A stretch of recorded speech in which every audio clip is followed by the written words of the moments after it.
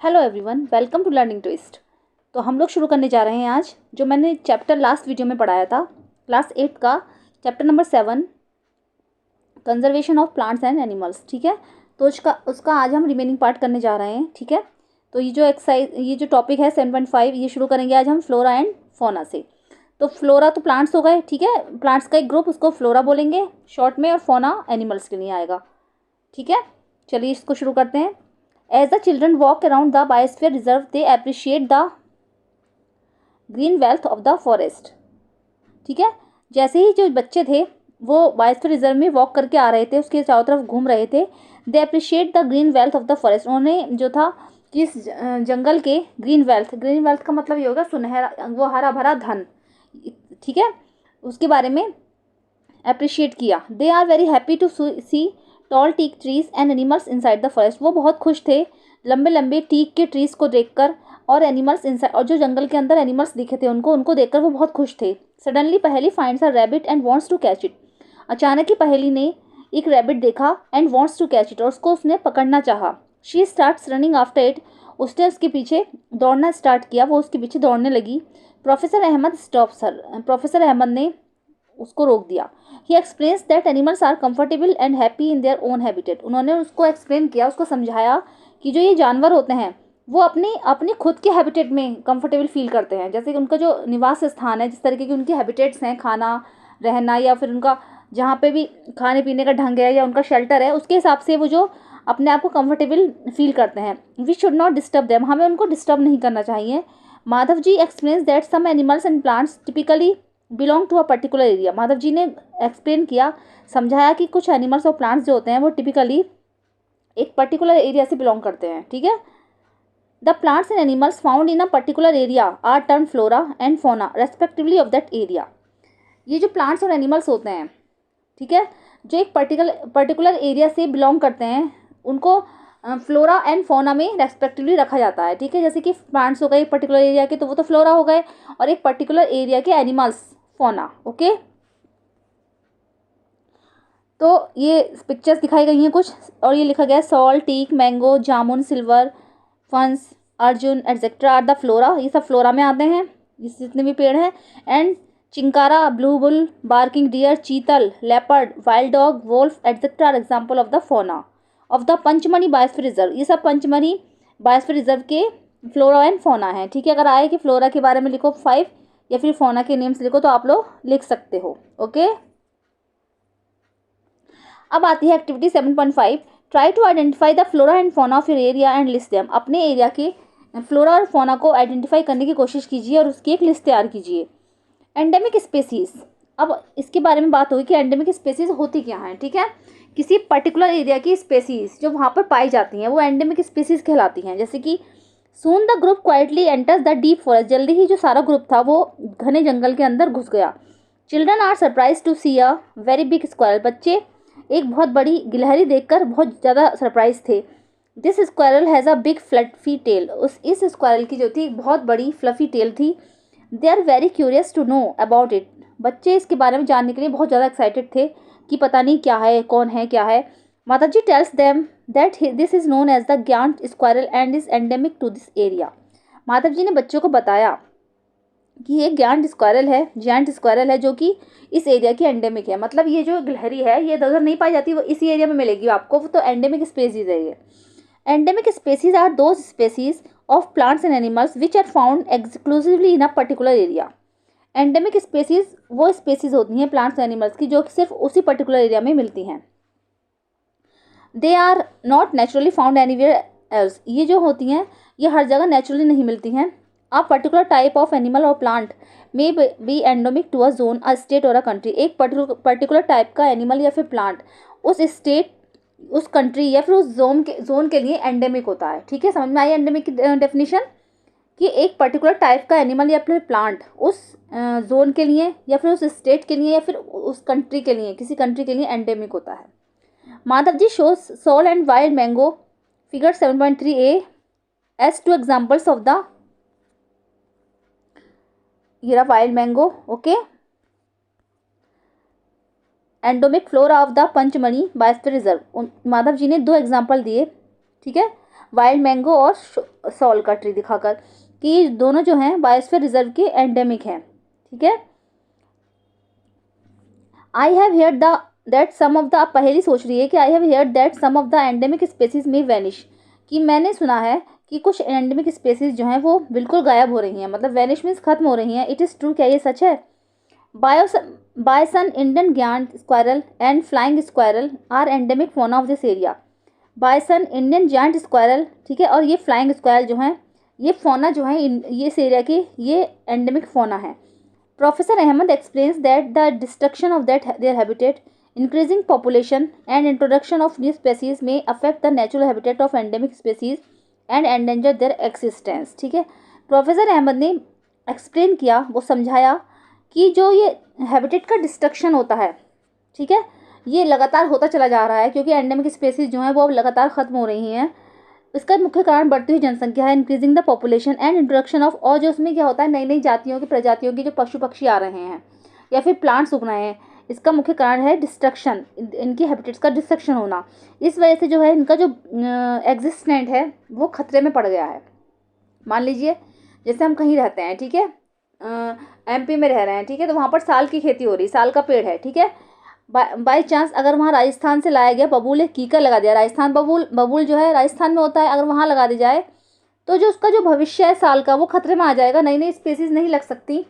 ठीक है, नई नई वहाँ पर वो हैबिटेट के हिसाब से नहीं रह पाएंगे, तो जो जहाँ का है वो वहीं रहना उसका ठीक है। तो इसलिए उन्होंने बताया है कि पर्टिकुलर स्पेसीज जो हैं पर्टिकुलर एरिया में पर्टिकुलर स्पेसीज वहीं रह सकती हैं, उनका जो एक नेचुरल हैबिटेट होता है। ठीक है, species is a group of population, अभी इस वाले बॉक्स में बताया गया है कि species is a group of population which are capable of interbreeding. Species एक पॉपुलेशन का एक ऐसा ग्रुप है जो कि इंटरब्रीडिंग के लिए कैपेबल है। इंटरब्रीडिंग मतलब प्रजनन क्षमता, जो अपने जैसे ही यंग वंश को पैदा करने की क्षमता रखते हैं। ठीक है, तो उनके अंदर वो कैपेबिलिटी होनी चाहिए। This means that the members of the species can reproduce fertile of spring only with the members of their own species and not with members of the other species. इसका मतलब यह है कि जितने भी स्पेसीज के मेंबर हैं, ठीक है, उस स्पेसीज के मेंबर हैं, उनके अंदर ये क्वालिटी होनी चाहिए, उनके अंदर ये कैपेबिलिटी होनी चाहिए कि वो अपने जैसे ही और जो अपने जैसे ही और मेंबर या फिर अपने जैसे ही स्पेसीज को पैदा करने की क्षमता रखते हों। Members of the species have common character, जिससे कि उनके जो स्पेसीज के मेंबर्स हैं उनके अंदर कॉमन कैरेक्टर्स आ सकें। ठीक है, अपने जैसे ही स्पेसीज पैदा करने की उनके अंदर क्षमता हो, उनके अंदर प्रजनन क्षमता हो, कैपेबिलिटी उनके अंदर इस चीज़ की होनी चाहिए। ओके, अब आता है activity 7.6, find out the endemic plants and animals of the region where you live. अपने आसपास के जहाँ पर आप लोग रहते हो उसकी जो एंडेमिक प्लांट्स हैं उनके बारे में जानने की कोशिश कीजिए, या फिर एंडेमिक एनिमल्स जो हैं उसकी एक लिस्ट बनाइए, उसके बारे में जानने की कोशिश कीजिए। अब आता है 7.7, wild life sanctuaries. Soon Paheli sees a board with Pachmarhi wild life sanctuary written on it. जल्दी ही पहेली ने एक बोर्ड देखा जिसके अंदर लिखा था Pachmarhi wild life sanctuary written on, जिसके ऊपर लिखा था Pachmarhi wild life sanctuary. Professor Ahmad explains that killing, poaching और capturing animals in general in strictly provided and punishable by law in all such places. ऐसी प्रोफेसर अहमद ने बताया कि ऐसी जगह पर जानवरों को पकड़ना और उनको मारना, ठीक है, शिकार के लिए उनको मारना, ये जो है पनिशेबल है, ये एक लॉ के तहत पनिशेबल धारित किया गया है। Wild life sanctuaries like reserve forest provide protection and suitable living conditions to wild animals. ये जो वाइल्ड लाइफ सेंचुरीज होती हैं ये पशुओं की रक्षा के लिए बनाई जाती हैं जंगल में, ठीक है, जिससे कि उनको वहाँ के रहने के लिए उनको अच्छी सी कंडीशन मिल सके, जंगली कंडीशंस मिल सकें, वाइल्ड जंगली एनिमल्स के लिए उन्हें अच्छी सी कंडीशंस मिल सकें, ये इसलिए बनाई जाती है उनकी प्रोटेक्शन के लिए। He also tells them that people living in wildlife sanctuaries are allowed to do certain activities such as grazing by their livestock, collecting medicinal plants, firewood, etc. उन्होंने बच्चों को ये भी बताया कि जो उसके आसपास रहने वाले लोग होते हैं, वाइल्ड लाइफ सेंचुरीज के आसपास जो रहने वाले लोग होते हैं, उनको ही सिर्फ कुछ एक्टिविटीज़ करने को लिए अलाउ होता है, जैसे कि वो अपने जानवरों को वहाँ ले जाकर चरा सकते हैं, ठीक है, और अपने मेडिसिनल प्लांट्स उगते हैं जैसे उगाते हैं तो वो उनको कलेक्ट कर सकते हैं, वहाँ से जंगल के अपने आग जाने की लकड़ी वहाँ से इकट्ठा कर सकते हैं, बस उन्हीं को ये सब चीज़ें अलाउड होती हैं। Some of the threatened wild animals like black buck, white eyed buck, elephant, golden cat, pink headed duck, घड़ियाल, marsh crocodile, python, rhinoceros etcetera are protected and preserved in our wild life sanctuaries. ये कुछ animals हैं जिनके नाम यहाँ पर दे रखे हैं, ये सब हमारी वाइल्ड लाइफ सेंचुरीज में प्रोटेक्टेड और सुरक्षित रहते हैं। Indian sanctuaries have unique landscapes. Indian sanctuaries जो हैं ये, इसमें बहुत बड़ा यूनिक एक लैंडस्केप्स होता है। ब्रॉड लेवल फॉरेस्ट, बड़े बड़े चौड़े चौड़े जंगल होते हैं। माउंटेन फॉरेस्ट, ठीक है, पहाड़ों से घिरे हुए पेड़ों से घिरे हुए पहाड़, ठीक है। And Bush lands in deltas of big reverse, ठीक है। और बड़ी बड़ी नदियों के डेल्टा, उनके पास घनी घनी झाड़ियाँ होती हैं जिससे उनको रहने के लिए वहाँ पर सुरक्षित स्थान मिल सके। It is a pity that even protected forest are not safe because people living in the neighbourhood encroach upon them and destroy them. लेकिन ये बहुत ही दुख का विषय है। इट इज़ अ पिटी, दयनीय, लेकिन ये बहुत ही दयनीय स्थिति है कि इवन प्रोटेक्टेड फॉरेस्ट, क्योंकि इतने सारे प्रोटेक्टेड फॉरेस्ट होने के बावजूद भी, ठीक है, जो ये एनिमल्स हैं अपने आप को सुरक्षित महसूस नहीं करते, क्योंकि जो पीपल लिविंग, क्योंकि उस एरिया में जो लोग रहते हैं, उसके आस पड़ोस के एरिया के जो लोग होते हैं, वो इनको पकड़ लेते हैं और उनको नष्ट करके उनको खा जाते हैं। Childrens are reminded of their visit to the zoo. बच्चों को अपने दिमाग में आया उन्होंने अपनी जो विजिट करी थी जू की, उसके दिमाग में उनके ये ख्याल आया कि हमने जू में कैसे विजिट करी थी। They recall that zoos are also places where animals receive protection. उन्होंने अपने दिमाग में सोचा कि जूज भी एक ऐसी जगह होती है जहाँ पर एनिमल्स को प्रोटेक्शन मिलती है। What is the difference between a zoo and a wild life sanctuary. तो क्या डिफरेंस है जू और वाइल्ड लाइफ सेंचुरीज़ में। एक्टिविटी 7.7 देखेंगे। विजिट अ नियर बाई जू, अपने आसपास के जू का निरीक्षण कीजिए। Observe the condition provided to the animals, और वहाँ पर एनिमल्स को जो कंडीशन प्रोवाइड की गई हैं उनको ऑब्जर्व कीजिए। वर दे सुटेबल फॉर द एनिमल्स, क्या वो एनिमल्स जो हैं सब सुटेबल हैं। Can animals live in artificial setting instead of their natural habitat, क्या वहाँ के जो एनिमल्स हैं वो नेचुरल हैबिटेट के स्थान पर आर्टिफिशियल सेटिंग में निवास करते हैं। In your opinion will the animals be comfortable in a zoo और इन देयर नेचुरल हैबिटेट। आपके हिसाब से क्या एनिमल्स जो हैं वो अपने जू में कंफर्टेबल हैं या फिर वो उनको नेचुरल हैबिटेट में रहना चाहिए। 7.8 पर आता है national park. Okay, on the road side there was another board on which was written Satpura national park. अब रोड साइड पर एक और बोर्ड मिला जहाँ पर उस पर लिखा था Satpura national park. Children are now eager to go there. Madhav ji tells them that these reserves are large and diverse enough to protect whole sets of ecosystem. Children are now eager, बच्चे अब बेहद उत्सुक थे। माधव जी ने उनको बताया कि जो ये रिजर्व हैं ये बहुत बड़े हैं, and diverse enough to protect whole sets, और ये इकोसिस्टम के हिसाब से जितने भी चीज़ें हैं उनको सुरक्षित रखने में सक्षम हैं। दे प्रिजर्व फ्लोरा, फोना, landscape and historic objects of an area. वो वहाँ के फ्लोरा, फोना और बड़े से जो लैंडस्केप होते हैं उसको, और हिस्टोरिक ऑब्जेक्ट, और वहाँ पर कुछ हिस्टोरिक ऑब्जेक्ट्स भी हैं, कुछ ऐतिहासिक इमारतें, उसको सुरक्षित रखने में भी महत्वपूर्ण भूमिका निभाते हैं। Satpura national park in the first reserve forest of India, ऐसा ही फेमस जो है रिजर्व है forest of India, Satpura national park है, ठीक है, ये फेमस है इंडिया का। The finest Indian teak is found in this forest. इस जंगल की जो फाइनेस्ट टीक की लकड़ी होती है, ठीक है, वो बहुत ज़्यादा फेमस है। There are more than 100 national parks in India. India में कम से कम 100 से भी ज़्यादा नेशनल पार्क्स हैं, ठीक है। एज चिल्ड्रन मूव अहेड, जैसे जैसे बच्चे वहाँ घूम रहे थे, they see a board with Satpura tiger reserve. उन्होंने वहाँ पर सतपुरा टाइगर रिजर्व लिखा हुआ देखा। Madhav ji explains that project tiger was launched by the government to protect the tigers in the country. कि उन्होंने बताया माधव जी ने कि एक प्रोजेक्ट टाइगर शुरू किया गया है जो वहाँ के जो जितने भी टाइगर्स हैं उसको सुरक्षित रखने के लिए वहाँ की गवर्नमेंट ने एक प्रोजेक्ट टाइगर लॉन्च किया है। The objective of this project was to ensure the survival and maintenance of the tiger population in the country. इसका सिर्फ एक मेन एम है, इस जो प्रोजेक्ट बनाया गया प्रोजेक्ट टाइगर, इसका एक मेन है कि टाइगर की वो घटती हुई संख्या को निर्धारित करना, ठीक है, जिससे कि उनकी जो संख्या है वो कम ना हो। टाइगर की जो पॉपुलेशन है वो लगातार कम हो रही है और उससे उनको सेव रखा जा सके। तो ऐसा ही उन्होंने वहाँ की गवर्नमेंट ने एक प्रोजेक्ट टाइगर अभियान शुरू किया है। Okay, rock shelters are also found inside the Satpura national park. Satpura national park में रॉक शेल्टर भी हैं, बड़ी बड़ी चट्टाने से बने हुए गुफाएं भी हैं। These are evidence of prehistoric human life in this jungles. इन जंगलों में ये जो गुफाएं हैं ये सबूत देती हैं कि पहले के जो लोग थे, प्री हिस्टोरिक ह्यूमन लाइफ कैसी थी। This give us an idea of the little of primitive people. ये हमें एक जो है प्राइमेटिव लोगों का ग्रुप था उसकी लाइफ के बारे में एक आइडिया देती है। Rock paintings are found in these shelter. इन शेल्टर्स में इन जो गुफाएं हैं इनमें बड़ी बड़ी रॉक पेंटिंग्स लगी हुई हैं। A total of 55 rock shelters have been identified in Pachmarhi biosphere reserve. Total 55 rock shelters यानी कि गुफाएं हैं यहाँ पर जो कि पंचमढ़ी बायोस्फीयर रिजर्व में आइडेंटिफाई की गई हैं। Figures of animals and man fighting, hunting, dancing and playing musical instruments are depicted in this paintings. इन पेंटिंग्स में, इन जो पेंटिंग्स बनी हुई मिली हैं उसमें जो है मेंस की फाइटिंग, हंटिंग शिकार करना उनका, डांसिंग उनका डांस करना एंड प्लेइंग और म्यूजिकल इंस्ट्रूमेंट से खेलना इन पेंटिंग्स में दिखाया गया है। Many tribal still live in the area. इस एरिया में बहुत सारे जो ट्राइबल हैं निवास करते हैं, वहाँ पर रहते हैं। ओके, अब आता है कि are tigers still found in this forest. क्या इस फॉरेस्ट में टाइगर्स मिले? I hope I can see a tiger. मैं सोचता हूँ, आई होप, मुझे आशा है कि I can see a tiger, हम टाइगर देख सकते हैं। 7.4 tiger is one of the many species which are slowly disappearing from our forest. Tiger एक ऐसी स्पेसीज है जो कि which are slowly disappearing from our forest, जो कि हमारे जंगलों से लगातार डिसअपेयर होती चली जा रही है। But the Satpura tiger reserve is unique in the sense that a significant increase in the population of tiger has been seen here. लेकिन सतपुरा टाइगर रिजर्व जो है एक ऐसा यूनिक वो है, रिजर्व है जिसमें कि टाइगर की बढ़ती हुई जनसंख्या वहाँ पर देखी जा सकती है। Once upon a time, animals like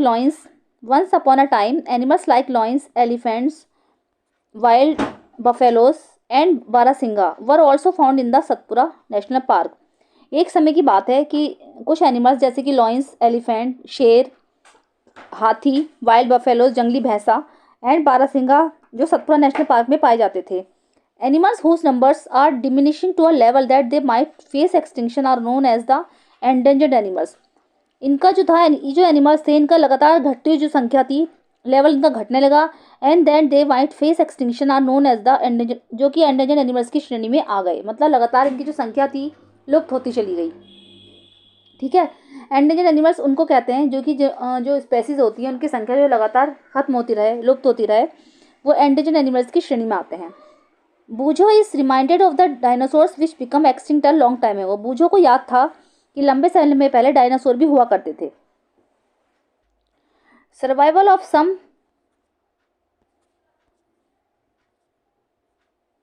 animals has become difficult because of disturbance in their natural habitat. कुछ एनिमल्स जो थे उनका जो नेचुरल हैबिटेट था वो डिस्टर्बेंस हो गया था, क्योंकि उनका जो वहाँ पर रहना कठिन हो गया था, क्योंकि उनके नेचुरल हैबिटेट में डिस्टर्बेंस आ गया था। Professor Ahmad tells them that in order to protect plants and animals strict rules are imposed in all national parks. Professor Ahmad ने बच्चों को बताया कि ये जो नेशनल पार्क्स हैं इसमें स्ट्रिक्ट रूल गवर्नमेंट को बना देने चाहिए कि प्लांट्स और एनिमल्स को प्रोटेक्शन कैसे दिए जा सकते हैं। Human activities such as grazing, poaching, hunting, capturing of animals और collection of firewood, medicinal plants etcetera are not allowed. ठीक है, वहाँ पर जो है ह्यूमन एक्टिविटीज़ हैं जैसे कि अपने जानवरों को चराना, ग्रेजिंग कराना, पोचिंग, हंटिंग, शिकार करना और ये एनिमल्स को पकड़ना, ठीक है, या फिर मेडिसिन प्लांट को कलेक्ट करना या जंगल में आग जलाने की लकड़ी को इकट्ठा करना, ये सब जो है नॉट अलाउ, वहाँ पर अलाउ नहीं होना चाहिए। इसके लिए गवर्नमेंट को एक सख्त रूल बना देना चाहिए। अब ये पहली ने सोचा कि आर ओनली बिग एनिमल्स ही फेसिंग एक्सटिंक्शन, क्या ये बड़े जानवर ही जो है एक्सटिंक्शन की प्रॉब्लम को फेस करते हैं? Madhav ji tells Paheli that small animals are much more in danger of becoming extinct than the bigger animals. Madhav ji ने बच्चों को बताया, पहली को बताया कि छोटे जो एनिमल्स होते हैं वो तो बड़े से ज़्यादा भी खतरे में हैं। एट टाइम्स वीकल स्नेक्स इस टाइम वीकल स्नेक्स, हम स्नेक्स को मार देते हैं, फ्रॉक्स को मार देते हैं, lizards, bats and owls ruthlessly without realising their importance in the ecosystem. उनका इकोसिस्टम में इंपॉर्टेंस जाने बिना ही उनको जो है मार देते हैं। By killing them we are harming ourself, उनको मारकर हम खुद को ही नुकसान पहुंचा रहे हैं। They might be small in size but their role in the ecosystem can not be ignored. वो साइज में तो छोटे होते हैं लेकिन जो उनका इकोसिस्टम में रोल है उसको इग्नोर नहीं किया जा सकता। They form part of the food chains and food webs about which you learn in class 7th। वो हमारे फूड चेन्स और फूड वेब्स का एक वो महत्वपूर्ण पार्ट है जो कि हमने क्लास 7 में पढ़ा था। ठीक है, an ecosystem is a made of all the plants, animals and micro organism in an area along with non living components such as climate, soil, river, deltas etcetera.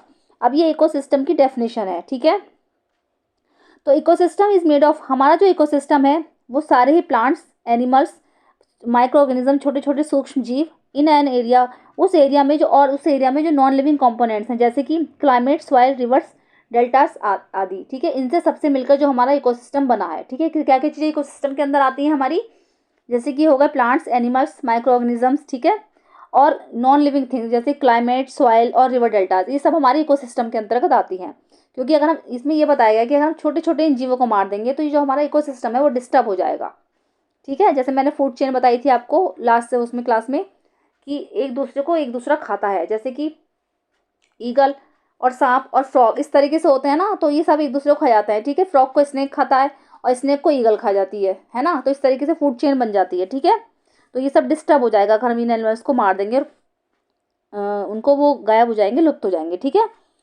I wonder if there is any record of all endangered species, मैं सोच रहा हूँ, मतलब मैं सोच रहा हूँ या मुझे आश्चर्य है कि क्या कोई एंडेंजर्ड स्पेसीज का कोई रिकॉर्ड है, ठीक है। तो हाँ बिल्कुल है। ऐसे ही एक रेड डेटा बुक आती है 7.9 में। Professor Ahmad explains about red data book to the children, professor Ahmad ने बच्चों को रेड डेटा बुक के बारे में एक्सप्लेन किया। ही tells them that red data book is the source book which keeps a record of all the endangered animals and plants. उन्होंने बच्चों को बताया कि रेड डेटा बुक ही एक ऐसी सोर्स बुक है जिसके अंदर एंडेंजर्ड एनिमल्स जितने भी हैं उसका रिकॉर्ड होता है, वो उसमें अपने अंदर इस रिकॉर्ड्स को बनाए रखती है। Red data book is maintain internationally by an organization, red data book को जो है इंटरनेशनली एक ऑर्गेनाइजेशन के द्वारा मेंटेन किया जाता है। India also maintains red data book for plants and animals found in India, ठीक है। इंडिया भी एक रेड डेटा बुक, ठीक है, मेंटेन्स करती है जिसमें कि प्लांट्स और एनिमल्स, जो इंडिया में जितने भी प्लांट्स और एनिमल्स पाए जाते हैं उसके अंदर उसका रिकॉर्ड होता है, ठीक है। अब आता है 7.10 माइग्रेशन, यानी कि पलायन। जैसे कि पशु पक्षी या एनिमल्स होते हैं जो अपने जहाँ पर वहाँ पे उन्हें हैबिटेट नहीं मिलती तो दूसरी जगह चले जाते हैं, माइग्रेट कर जाते हैं, तो उसको माइग्रेशन बोलते हैं। जैसे कई बार होती है, ठीक है, ठंड से बचने के लिए कई बार एनिमल्स, जैसे जो एनिमल्स पक्षी होते हैं गर्म प्रदेश के निवासी हैं, तो अगर वो वहाँ पर रहना है, ठंड की जगह पर रह रहे हैं, तो वहाँ से बचने के लिए वो गर्म जगह चले जाते हैं, फिर गर्म जगह से लौट कर आते हैं, तो उसको ही हम माइग्रेट बोलते हैं। The excursion party then enters deeper into the forest under the guidance of Madhav ji, ठीक है। माधव जी के गाइडेंस में बच्चे जंगल के और अंदर गहरे में चले गए। They sit near the Tawa reservoir to relax for some time, वो वहाँ पर टावर रिजर्वायर पर रिलैक्स के लिए कुछ देर के लिए बैठे। टावा वो जो है वहाँ पर टावा जो है टावा नदी पर बनी हुई एक जल परियोजना है जिसमें वहाँ पर एक वो डैम बना हुआ है, ठीक है, टावा नदी पर। Paheli observe some of the birds near the river, Paheli ने देखा कि कुछ जो पक्षी थे वो रिवर के पास पास, Paheli observe some of the birds near the river, उसके पास पास थे। Madhav ji tells the children that these are migratory birds, Madhav ji ने बच्चों को बताया कि ये माइग्रेटरी बर्ड्स हैं। These birds have flown here from other parts of the world, बच्चों को उन्होंने बताया कि जो पक्षी हैं ये यहाँ पर दूसरे देश से आते हैं, ठीक है। Migratory birds fly to far away areas every year during a particular time because of climatic changes. Migratory birds जो होते हैं वो बहुत लंबी लंबी दूर से उड़ान भरकर वहाँ पर आते हैं एक पर्टिकुलर टाइम के लिए, क्योंकि वहाँ पर क्लाइमेटिक चेंजेस हो जाते हैं, तो वहाँ से उड़कर इधर की साइड आ जाते हैं। They fly for laying eggs as the weather in their natural habitat becomes very cold and inhospitable, वो अपने अंडों को लेइंग करने के लिए, ठीक है, एग्स की लेइंग के लिए, अपने अंडा देने के लिए वहाँ से इधर चले जाते हैं, क्योंकि वहाँ की जो नेचुरल हैबिटेट्स है वो वहाँ की बहुत ठंडी है, becomes very cold and inhospitable, क्योंकि वहाँ की जो हैबिटेट है उसमें वो रह नहीं पाते, क्योंकि वो ठंडी जगह में उनके जो अंडे हैं वो सुरक्षित नहीं रह पाएंगे, तो वो वहाँ से गर्म जगह के लिए माइग्रेट कर जाते हैं। Birds who cover long distance to reach another land are known as migratory birds, जो पक्षी, ठीक है, दूसरी जगह पर अनदर लैंड, दूसरी जगह पर, ठीक है, अपनी लंबी डिस्टेंस कर आते हैं, ठीक है, उनको माइग्रेटरी बर्ड्स बोला जाता है। एज पहली लर्न इन क्लास 7, जो कि पहली ने क्लास 7 में पढ़ रखा था।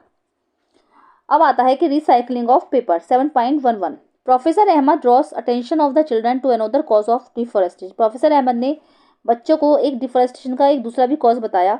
ही tells them that if take 17 full grown trees to make 1 ton of paper, उन्होंने बच्चों को बताया कि 1 टन पेपर बनाने के लिए बड़े बड़े 17, ठीक है, बड़े बड़े 17 ट्रीज को काटना होगा, उनसे ही 17 बड़े बड़े ट्रीज से 1 टन पेपर बनाया जाता है। Therefore we should save paper, इसीलिए हमें पेपर को सेव करना चाहिए।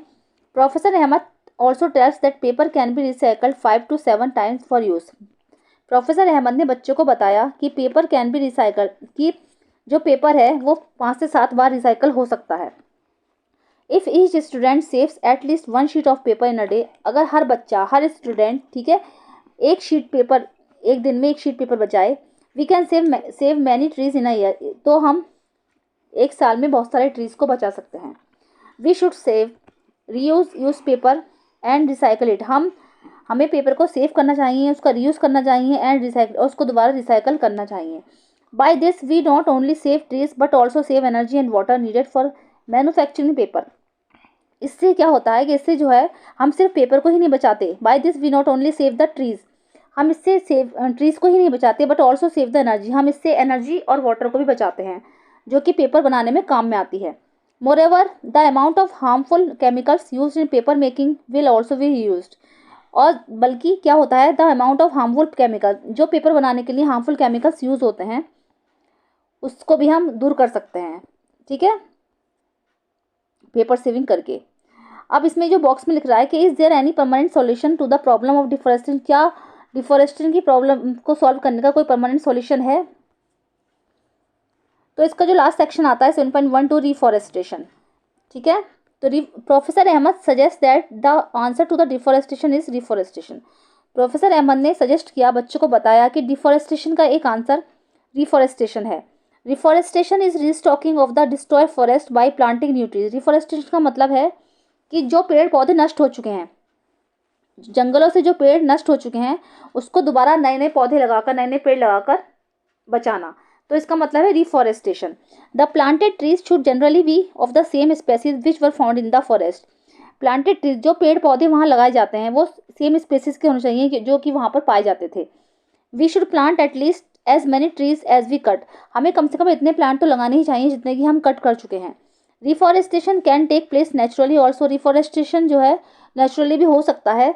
If the deforested area is left undisturb, अगर डिफॉरेस्टेड एरिया जो है वो जो है अनडिस्टर्ब ना किया गया हो, अनडिस्टर्ब किया गया हो, इट रीएस्टेब्लिश इटसेल्फ, ये अपने आप ही रीएस्टेब्लिश हो सकता है, क्योंकि अगर वहाँ पर पेड़ पौधे हैं और वो काटे जा रहे हैं तो वो जो प्रकृति है वो अपने आप ही वहाँ पर पेड़ पौधे उगा देती है, जिससे कि अगर उसे डिस्टर्ब ना किया गया हो तो। In natural reforestation there is no role of human beings, natural reforestation में मनुष्य का कोई रोल नहीं है।